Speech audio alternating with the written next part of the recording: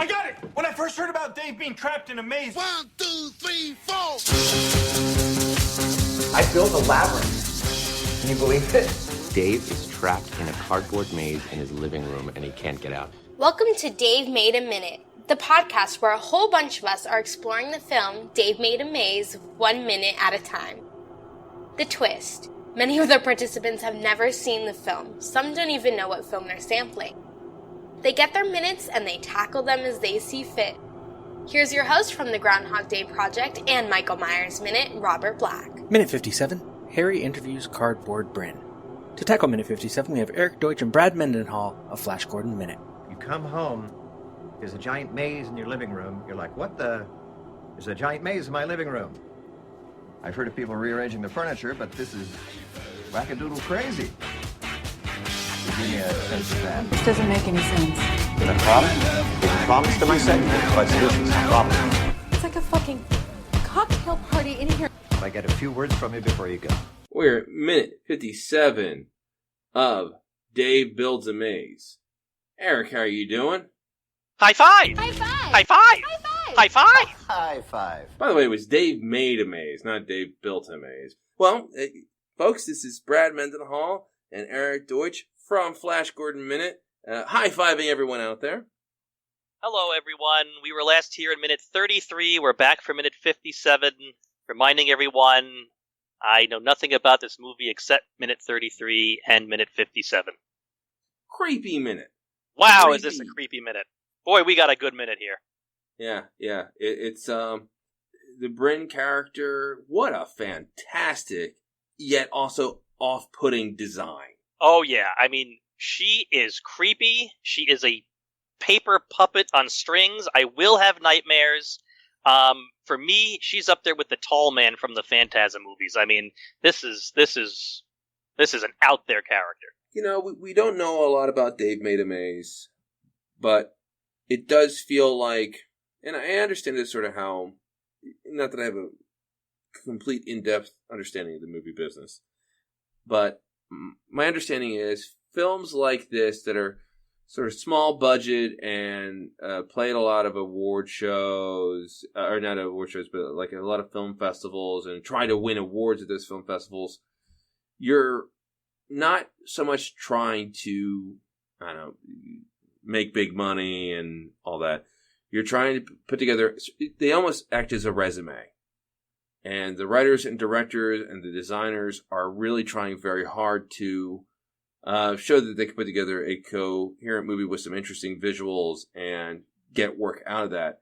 And whoever is responsible for the design of Brynn, they should get more work. And I could very easily see somebody just ripping off Brynn, or the director taking this design and using it effectively in some sort of gonzo out there, dream, nightmare, Freddy Krueger sort of scenario, because it is creepy and off-putting and great design.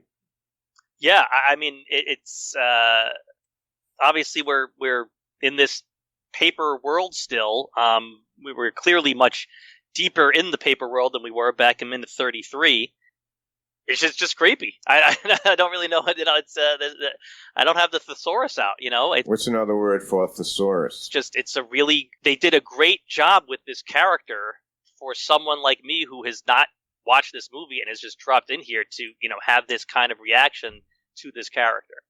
Well, Eric, you are our you're our recap guy. So recap what happens in this minute.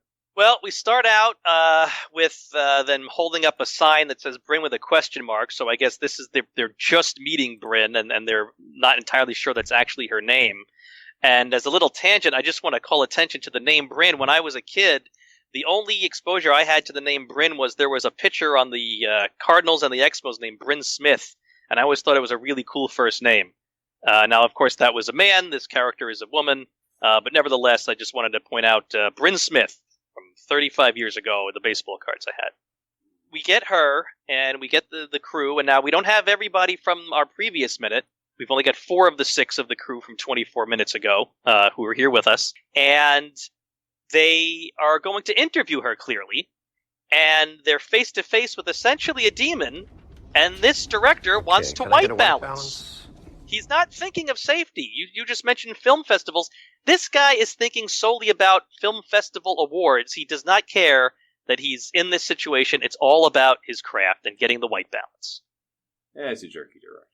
I had a little bit of a tough time picking out what exactly happened here with the second piece of paper. Yes. I think I watched that specific few seconds several times. I think her stomach is sucking. I think it's sucking it in through her stomach. Yeah, I sort of thought that's what was going on, but it may not have been the. And they're trying to do a whole lot here. They're trying to do a whole lot here. God bless them. And it's an interesting effect the way it gets sucked in and to show sort of the weird danger. But I think they needed to pull back a little bit and try to show it a second time because it didn't track that well. And perhaps it would have helped. In you and I are both in a situation where we're joining this experiment, and people, I'm sure, people who've been listening to this podcast, some people have watched the whole movie, some people have done a lot of research. Eric and I haven't. We've decided we were going to go in and just watch our minutes and sort of try it that way and have some fun. Perhaps if you've watched the minutes surrounding this, you have a better idea of what's happening here. But or perhaps you don't. Perhaps you don't. But so it's not tracking fantastic for me. It's a neat effect. The sound cues on it are cool, but I'm not really 100% sure what's going on. Here's my theory of this Brynn character and what's going on here. She is made out of the same stuff as the walls that are surrounding her. She's a paper person also. And so I'm wondering, could she be the personification of the labyrinth that they're in? She's on strings, so I'm thinking she is this enigmatic evil character that's been controlling the whole situation. She has led these people along this maze until they have reached her, specifically so she can get high fives from them. That's what this movie is all about. Everyone's own personal need to get high fives from as many as people as possible, aka acceptance, friendship, companionship, whatever. This whole movie is a metaphor for that. And so, however, Brynn is on strings. So while she is controlling the people, something else is controlling her. And I'm wondering if the labyrinth itself is controlling her, since she is made out of the paper that the labyrinth is made out of. Yeah, it's sort of interesting to see. She's obviously a malicious character, but she's sort of held up by strings and trying to figure out, is this a possessed character? They obviously have, awareness of Brynn, so it's sort of an intriguing thing. I just don't know what's going on. It's creepy. She's creepy. It's a great design. And I want to throw in a Flash Gordon reference for us, since that's who we are, the Flash Gordon Minute guys. When they do the close up of her face, because you can see the eyes, the mask, I'm getting some Clytus vibes, Brad. Yeah, there's a bit of Clytus. There's a little bit of Clytus going on there. Whenever you do a character like this, the hardest thing to do is the eyes. Any sort of mask trying to make the eyes work is challenging, because if it's supposed to be otherworldly or weird, and then there's eyes, and often what they'll do is they'll put makeup under the mask to either black out the rest of the eye or make it match the mask, and that's sort of what they did here. But it's still a person's eyes. Yeah. The movie. Oh my God, what's the name of it? Is it Millennium? The Chris Christopherson airplane movie. Oh my God. Yeah. Okay. There's that robot in the future that has human eyes. Mm-hmm. And it's you almost wonder if they just, they couldn't figure out how to make good robot eyes. They said, the hell, would they just leave the eyes, human, and we won't even discuss it. There's a bit of that vibe in here too. You're right. Everything about her is this paper, the hair, the face, but there are clearly the human eyes in the eye sockets. Gotta call out, obviously low budget movie. Not a lot of big name actors, but working actors. And in this scene, sort of features two actors that I'm actually a little bit familiar with. Amazing. Yeah, not by name, but two actors in this minute who've appeared in two of my favorite shows of all time. So, first, talk about Adam Bush, who, gentleman with, he's the one who walks up with the piece of paper. And he is, what's his character's name? Looking at the IMDb, because I'm terrible at names at the best of times. He plays Gordon. Gentleman with the beard walks up with the paper that gets sucked out of his hand.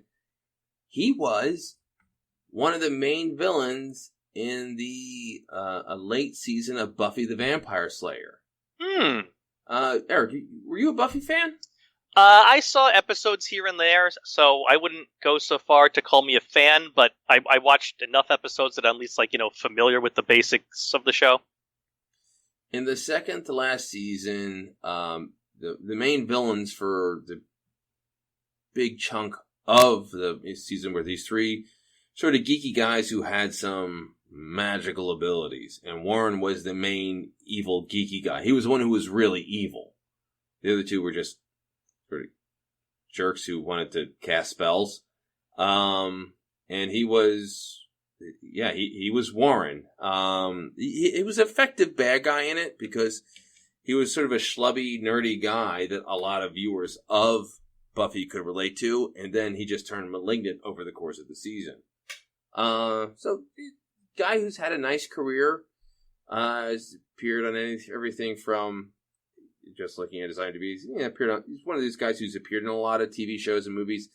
Terminator, the Sarah Connor Chronicles, Grey's Anatomy, has had some recurring work on shows. So, he was also in the show last year, the Netflix series Altered Carbon. So, hey, it's a working actor. And the other, we have Harry, played by James Urbaniak, and another one of these, and he plays the director. Another one of those actors whose face you sort of recognize. He was on a handful of episodes of The Office as Rolf, who became a good friend of Dwight Schrute's partway through the show. But he has a fantastic voice, and used to great use because he's been in a ton of animated stuff. Guardians of the Galaxy, he played the Ebony Maw, which was a recurring villain. Now that's just in the cartoon, he wasn't the voice of Ebony Maw in Infinity War. Correct. Okay. And also for me, I'm a big fan of the show Venture Brothers, an Adult Swim program that's been running since 2003. And he is the voice of Dr. Venture, one of the main characters. And a fantastic voice. And he voices a handful of characters on there. A very good vocal actor. So, it's cool. When I saw the minutes with him, I sort of recognized him, but I couldn't quite put my finger on it. And then I recognized his voice. It's like, why do I know that? And then I IMDb'd it. It's like, oh, okay, Dr. Venture. Cool. Sorry, can't help you there. I don't know that show. There's absolutely no follow-up. It's like, okay, yeah, it was on a show that you've never watched. I think I know more about this Maze movie, than I do about that show. I'm a big Venture Brothers fan. It's a show that is a sort of a parody of the old Johnny Quest TV show. Basically, the conceit is, what if Johnny Quest grew up to be a loser? And hilarity ensues. So, really fun Adult Swim show. If you like Rick and Morty, you would probably like Venture Brothers. Because they sort of take shots at the same stupidity in pop culture. Folks, I swear if you listen to Flash Gordon Minute that Brad and I do share a lot of similar pop culture interests. It just happens to be that he is throwing out all kinds of shows that I have never seen today. I swear that we do share a lot of interests. It's not coming across today. No, it's all right. It's all there.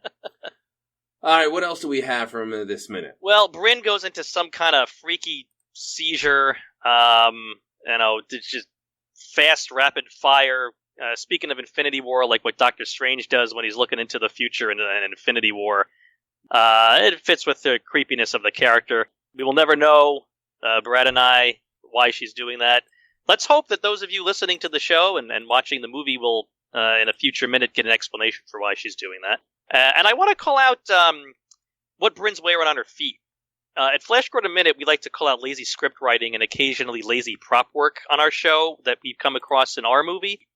And maybe I'm not seeing it well, but it looks to me that she's wearing some sort of boots or shoes on her feet, that her feet are the one part of her that is not paper person. Nobody will ever notice that. So unless I'm seeing that wrong, to me, I just feel like, couldn't they have also included the feet? Why are the feet not papered when everything else is? And which comes across as, it's kind of lazy. It's just finish the look. I mean, maybe it's the lighting and I'm you're wrong. right. I am? Okay. Yeah.